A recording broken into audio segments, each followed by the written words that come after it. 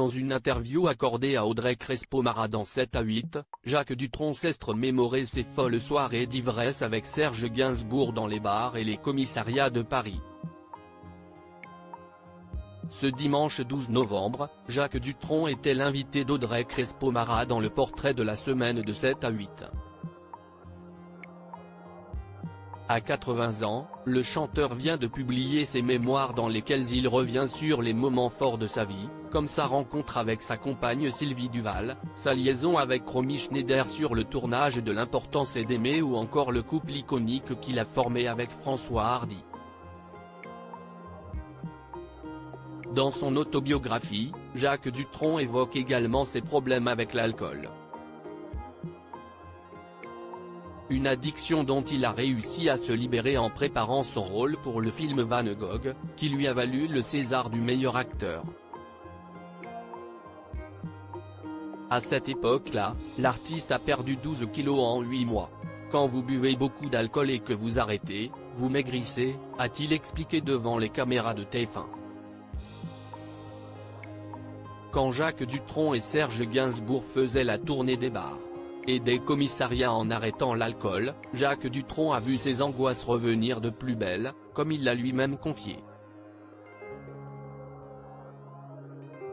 Je n'étais pas réceptif à tout, je n'allais pas bien, j'étais presque au fond du trou, comme on dit. Mais autant aller jusqu'au fond, comme ça, on tape du pied et on remonte, a-t-il déclaré à Audrey Crespo-Mara.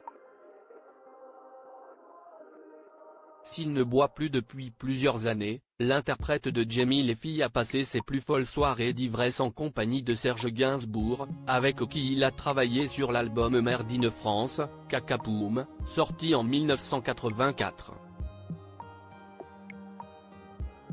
Lorsqu'on avait épuisé notre circuit de bar habituel, le seul endroit où il y a un bar bien, et ça fonctionne tout le temps, c'est dans les commissariats.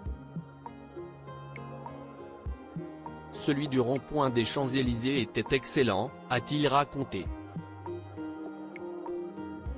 Serge Gainsbourg demandait à être enfermé dans des cellules, raconte Jacques Dutronc après, avec Serge, c'est devenu plus luxueux. Il emmenait ses propres vins ou ses cocktails et il demandait à être enfermé, dans les cellules, note de la rédaction, on rigolait. On a vécu les bars mais on a vécu après les vitres, c'est moins bien, ça fait aquarium, a poursuivi Jacques Dutronc, qui a souffert d'alcoolisme pendant une vingtaine d'années. J'ai bu en 27 ans comme un homme normal en 3 siècles, écrit-il dans ses mémoires. J'ai pris de l'avance, commente-t-il aujourd'hui auprès d'Audrey Crespo-Mara.